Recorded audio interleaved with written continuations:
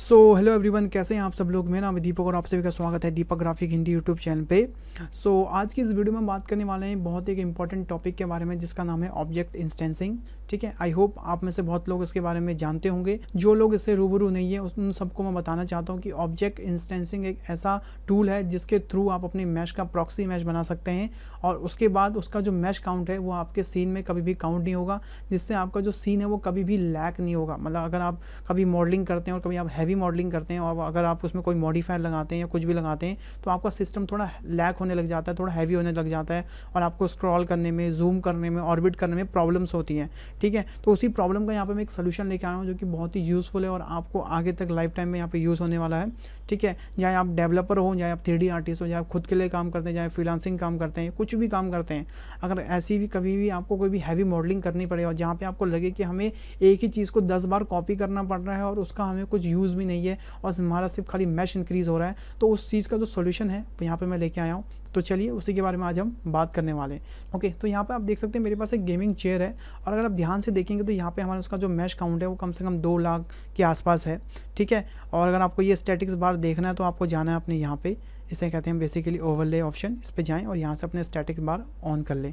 ठीक है, तो यहाँ से आप देख सकते हैं कि आपके सीन में कितना मैश है, कितना ट्राइंगल्स हैं, कितना फेसेस हैं बेसिकली। एंड जो हम पॉली काउंट बेसिकली काउंट करते हैं वो हम फेसेस के काउंट को ही करते हैं, हम ट्राइंगल को नहीं करते कभी भी। ठीक है, और एक चीज़ अपनी लाइफ में हमेशा ध्यान रखिएगा, जो आपके ट्राइंगल्स होंगे वो आपके फेसेस से ऑलवेज डबल होते हैं। ठीक है, तो इस तरीके से हम अपना पॉली काउंट बेसिकली काउंट करते हैं। एंड अब बात करते हैं मेन टॉपिक के बारे में। मान लीजिए आपके पास कोई ऐसा सीन है जिसमें आपको एक ही चीज़ 10 बार कॉपी करनी है और आप क्या करते हो, बेसिकली उस ऑब्जेक्ट को सिलेक्ट करते हो, शिफ्ट डी करोगे और आप एक्सिस दे देते हो और उसके बाद आप उसे डुप्लीकेट करते चले जाते हो। देखिए शिफ्ट आर करके, तो रिपीट कमांड हमने यहाँ पर लगाई और चीज़ें देखो डुप्लीकेट होती चली जा रही है। बट आप यहाँ पे एक चीज़ नोटिस करिए, जैसे जैसे मैंने इस मैश को डुप्लीकेट करा तो यहाँ पे जो हमारा मैश है बेसिकली वो भी इंक्रीज़ होने लग गया और एक टाइम पे ऐसा हुआ कि आपके सीन में चेयर्स भी हैं और भी बाकी सारी चीज़ होंगी जिससे आपको जो सिस्टम है, जो ब्लेंडर है, हो सकता है क्रैश हो जाए या हो सकता है वो लैग करने लगे अगर आप उसे जूम कर रहे हैं या फिर ऑर्बिट कर रहे हैं। ठीक है, तो उस प्रॉब्लम का सोल्यूशन क्या है, आप ये देखिए। अब हमको क्या करना है कि हमको इनको डुप्लीकेट करने की ज़रूरत नहीं है, हमें बस एक चीज़ का ध्यान रखना है। हम इन सबको पहले सेलेक्ट कर लेते हैं और इन सबको मैं डिलीट कर देता हूँ। सबसे पहले आपको अपने इस चेयर को एक कलेक्शन के अंदर डाल लेना है। देखिए जैसा मैंने यहाँ एक कलेक्शन के अंदर डाल के रखा हुआ है। ठीक है, इसमें आपको डाल लेना है और उसके बाद आपको प्रेस करना है शिफ्ट ए। जैसे आप शिफ्ट ए प्रेस करेंगे तो सबसे नीचे अगर आप आएंगे तो यहाँ आपको मिलेगा एक कलेक्शन इंस्टेंसिंग। ठीक है, अब इस कलेक्शन इंस्टेंसिंग में आपको वही कलेक्शंस मिलेंगे जो आपके कलेक्शंस में होंगे ऑलरेडी। ठीक है, जिनको आपको बेसिकली इंस्टेंस करना है। ओके, इंस्टेंस का मतलब होता है जो भी आपके कलेक्शन में ऑब्जेक्ट है वो एज इट इज़ कॉपी हो जाएगा, उसका इंस्टेंस बन जाएगा। ठीक है, उसका एकदम प्रतिबिंब बन जाएगा, पर जो उसका मैश है वो काउंट नहीं होगा। फॉर एग्जाम्पल देखिए, मेरे को अपनी गेमिंग चेयर को इंस्टेंस करना है तो मैंने यहाँ पे क्लिक करा तो देखिए उसके ऊपर एक और मैश आ चुका है और आपने यहाँ पे एक चीज़ ध्यान दी होगी कि यहाँ पे हमारा मैश काउंट 1% नहीं बढ़ा।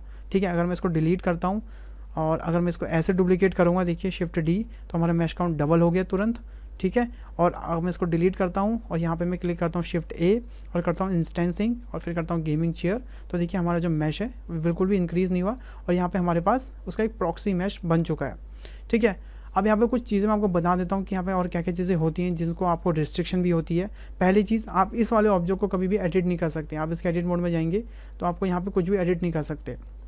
ठीक है, क्यों नहीं कर सकते, क्योंकि ये प्रॉक्सी मैश है, इसको हम कभी एडिट नहीं करते। ये मैंने बोला ना, इसका एक प्रतिबिंब है, मतलब एज इट इज़ जैसे ये है वैसी है, बट ये एज अ प्रॉक्सी रूप में है। आप इसको रेंडर ले सकते हैं, आप इसको रोटेट कर सकते हैं, ठीक है, छोटा बड़ा कर सकते हैं। बट एक चीज़ का ध्यान रखिएगा, अगर आप अपने ओरिजिनल ऑब्जेक्ट में कोई भी चेंजेस करते हैं तो जो उसका प्रॉक्सी मैश है वो ऑटोमेटिक चेंज हो जाएगा। फॉर एग्जांपल मैं इसके 1-2 डुप्लीकेट और ले लेता हूँ, शिफ्ट डी यहाँ करा और देखिए हमारा मैश यहाँ से इंक्रीज़ नहीं हो रहा। आपको जितने डुप्लीकेट चाहिए उतना डुप्लीकेट बनाएं। इसका फ़ायदा क्या है, ना आपका सिस्टम लैग करेगा, ना आपका मैश इंक्रीज़ होगा और आप आराम से अच्छी खासी मॉडलिंग कर सकते हैं। यहाँ पे आपको कोई इशू नहीं है, आपके सीन में कितना ही डुप्लीकेट ऑब्जेक्ट हो, आप बस एक ऑब्जेक्ट बनाएं, उसका डुप्लीकेट करते चले जाएँ, उसके बाद आपका मैश 1% भी इंक्रीज़ नहीं होगा और ना ही आपका सिस्टम लैग करेगा और ओके आप आराम से अपना काम कर सकते हैं। और इसका यूज़ क्या पता है, जैसा मान लीजिए आप कहीं पे कोई ऐसा सीन दिखा रहे हैं जहाँ पे आपको क्राउड दिखाना है। ठीक है, तो आपने 10 क्राउड का एनिमेशन बना लिया और एनिमेशन बनाने के बाद अब आप चाहते हैं कि उस 10 क्राउड को मैं डुप्लीकेट कर दूं और कम से कम 10,000 बना दूं। ठीक है। तो जब उसे 10,000 आप बनाएंगे तो आप क्या करेंगे, इस कलेक्शन इंस्टेंसिंग का यूज़ कर सकते हैं। एंड आपको जो सीन होगा वो ओनली 10 कैरेक्टर का ही मैश काउंट करेगा। उससे क्या होगा, जो आप उसका 10,000 भी डुप्लीकेट बना लेंगे उससे आपके सीन पे कोई फ़र्क नहीं पड़ेगा, क्योंकि ना ही वो, क्योंकि वो ओरिजिनल मैश तो है नहीं, वो एक प्रॉक्सी मैश है, उसी का प्रतिबिंब है। एंड उसके बाद आप उसमें जो भी एनिमेशन उसमें करा होगा सेम उन्हीं सब में वो डुप्लीकेट हो जाएगा, जिससे आपको कोई प्रॉब्लम भी नहीं आएगी। एंड यहाँ आप देखिए ध्यान से कि आप इंडिविजुअली इनको कुछ भी कर सकते हैं। आप इसको छोटा करें, बड़ा करें, रोटेट करें, कुछ भी करना चाहते हैं आप आराम से इसे रोटेट कर सकते हैं। बट अगर आप इसके मेन ऑब्जेक्ट में कुछ भी एडिटिंग करते हैं, फॉर एग्जांपल अगर मैं इस पिलो को खींच के आगे लेता हूँ, ठीक है, फॉर एग्जांपल या मैं इसको आगे क्या, मैं इसके एडिट मोड में जाता हूँ, ठीक है, और यहाँ पे अगर मैं कुछ भी चेंजेस करता हूँ, फॉर एग्जांपल ये तो बहुत ज़्यादा हैवी मैश है, मैं किसी और चीज़ को पकड़ लेता हूँ, मान लीजिए ये है, मैं इसके इसमें गया और यहाँ अगर मैंने कुछ भी चेंजेस करे, फॉर एग्जांपल मेरे को थोड़ा सा ये उठा हुआ चाहिए ऐसे, तो देखिए सब में वही चेंजेस होंगे, ध्यान रखेंगे इस चीज़ का। अगर मैं इस ओरिजिनल मैश को यहाँ से पकड़ के ऐसे, मान लीजिए मैंने इसे ये पकड़ा और उसके बाद मैं इसको रोटेट करता हूँ तो सभी रोटेट होंगे, ध्यान रखिएगा इस चीज़ को, सभी रोटेट होंगे। अगर मैं इसको छोटा करूँगा तो सारे छोटे होंगे। बट जो इसका प्रॉक्सी है उसको आप रोटेट भी कर सकते हो बेसिकली, उसके आप छोटा बड़ा भी कर सकते हो अकॉर्डिंग टू योर डिज़ायर, जैसे आपको करना है, ठीक है। बेसिकली यहाँ पे जो हमारी मेथड यूज़ हो रहा है वो हो रहा है पेरेंट और चाइल्ड का मेथड, समझ रहे हैं। पेरेंट और चाइल्ड का मेथड मतलब कि जो आपका पेरेंट है, पेरेंट आपका ये मेन ऑब्जेक्ट है, ठीक है, और चाइल्ड इसके ये हैं। तो चाइल्ड अगर कुछ करना चाहते हैं, मतलब वो रोटेट होना चाहते हैं तो रोटेट हो सकते हैं, अगर वो छोटा बड़ा होना चाहते हैं तो छोटा बड़ा हो सकते हैं। बट अगर पेरेंट्स में कोई भी हलचल होती है तो चाइल्ड में ऑटोमेटिक वो चीज़ होगी।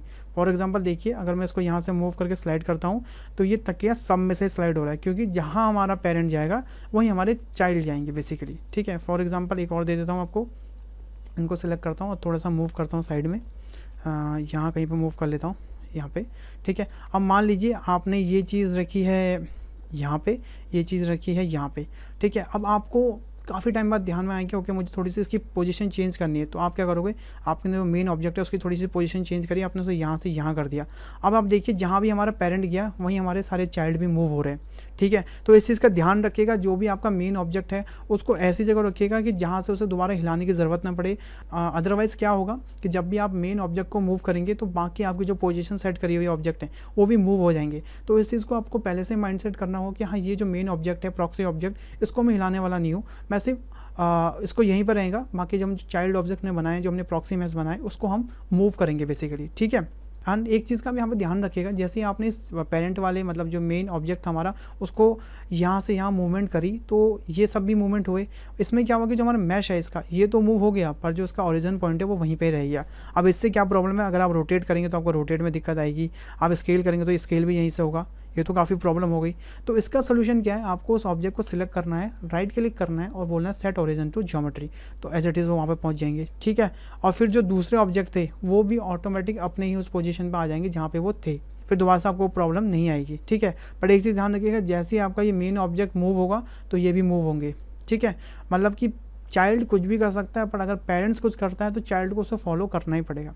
तो ये था हमारा आज का टॉपिक, जिसे हम कहते हैं कलेक्शन इंस्टेंसिंग, जो कि बहुत ही यूज़फुल और बहुत ही एक शानदार ऑप्शन। अगर आप एक आर्किटेक्चर हैं, आप मॉडलिंग करते हैं, आपको घर के डुप्लीकेट्स करने होते हैं, टेबल्स के डुप्लीकेट करने होते हैं, तो आप इस चीज़ का यूज़ कर सकते हैं। अगर आप एक मॉडलर हैं, अगर आप इन्वायरमेंट डिज़ाइन करते हैं या फिर आप कुछ भी चीज़ कर रहे हैं मॉडलिंग में, अगर आपको दिखता है कि उसके डुप्लीकेट्स ऐसे कुछ होने हैं जिससे हमारा मैश ना बढ़े, अगर आपको दिखता है कि उसके डुप्लीकेट सेम वही हैं, मतलब एक ही ऑब्जेक्ट को हमें 10 बार डुप्लीकेट करना है, तो आप इस ट्रिक का इस्तेमाल कर सकते हैं, जिससे क्या होगा कि आपके सीन में मैश नहीं बढ़ेगा, आपका सिस्टम लैग नहीं होगा और आप परफेक्टली अच्छी खासी मॉडलिंग कर सकते हैं, ठीक है। और इसका फ़ायदा क्या है कि इन केस अगर आपको मॉडल में चेंज करना पड़े तो सिर्फ आपको मेन मॉडल में चेंज करना है, और जितने भी उसके इंस्टेंसिंग मॉडल्स होंगे, जितने भी हमने उसके डुप्लीकेट्स करे होंगे, वो ऑटोमेटिक यहाँ पे चेंज हो जाएगा, उसमें आपको एक एक करके किसी में चेंज करने की ज़रूरत नहीं है। एंड इसमें एक ऑप्शन और छूटता है जो कि मुझे आपको बताना था, क्योंकि एक तरीका तो हमारा ये था कि हम शिफ्ट ए प्रेस करके यहाँ पे कलेक्शन इंस्टेंस पे जाके वही कलेक्शन को चूज़ कर सकते हैं जो कलेक्शन हमें चाहिए, या तो आप यहाँ से कर सकते हैं, नहीं तो हमारे पास एक ऑप्शन और है, जो भी आपका कलेक्शन है उसको बस आप ड्रैग एंड ड्रॉप करेंगे तो उसका इंस्टेंस ऑटोमेटिक बन जाएगा। आप देख सकते हैं मैं जितनी बार उसको ड्रैग एंड ड्रॉप कर रहा हूँ उतनी बार यहाँ पर ये कलेक्शन इंस्टेंस हो रहा है। आपको बार बार शिफ्ट ए प्रेस करके कलेक्शन इंस्टेंस पे क्लिक करके जाने की ज़रूरत नहीं है, आप यहाँ से भी जितनी बार चाहें उतनी बार उसको डुप्लीकेट कर सकते हैं, जितनी आपकी डिज़ायर है, जितनी आपकी रिक्वायरमेंट है, वो आप तुरंत इसको यहाँ से कर सकते हैं। Okay guys, so I hope आप अच्छे से समझ गए होंगे कि कलेक्शन इंस्टेंसिंग कितना पावरफुल और कितना अमेजिंग टूल है, इसके थ्रू आप कितनी अच्छी सारी चीज़ें कर सकते हैं। ठीक है, आपका सीन में कोई भी मैश इंक्रीज़ नहीं होता, आपका सिस्टम नहीं लैग करता है और आप जितने चाहें उतने डुप्लीकेट्स कर सकते हैं। ओके एंड एक चीज़ और शेयर करना चाहता हूँ गाइज़ आपके साथ, अगर आप यहाँ तक आ चुके हैं तो मैंने अभी 2 हफ्ते पहले Q&A वीडियो के लिए एक कम्युनिटी पे पोस्ट किया था। मैंने बोला था कि उस पर 100 कमेंट होते हैं, हम उस पर Q&A वीडियो बना देंगे, बट अभी तक आप लोगों ने उसको 100 कमेंट नहीं करे। तो क्या कर रहे हैं गाइज़, जाएँ उस पर 100 कमेंट करें ताकि मैं जल्द से जल्द आपके लिए Q&A वीडियो लेके आऊँ, और फिर अगर आपको वो पार्ट अच्छे लगेंगे तो उसके हम नेक्स्ट पार्ट भी लेके आएंगे। ओके एंड सोच रहा हूँ कि कुछ दिनों बाद लाइव आऊँ, तो बताएं कि लाइव आना चाहिए या नहीं आना चाहिए, नीचे कमेंट बॉक्स में बताएं कि मैं लाइव आऊँ तो किस टॉपिक पे बात करें, या फिर किसी टॉपिक को लेकर हम लाइवली उस पर बात करें, या फिर आप लोग से इंटरेक्ट करें। तो इस चीज़ के बारे में मुझे नीचे कमेंट बॉक्स में बताएं कि क्या मुझे लाइव आके आप लोग से इंटरेक्ट करना चाहिए। ओके सो मिलते हैं नेक्स्ट चैप्टर में, तब तक के लिए अपना ध्यान रखिए। Bye bye, take care and stay home.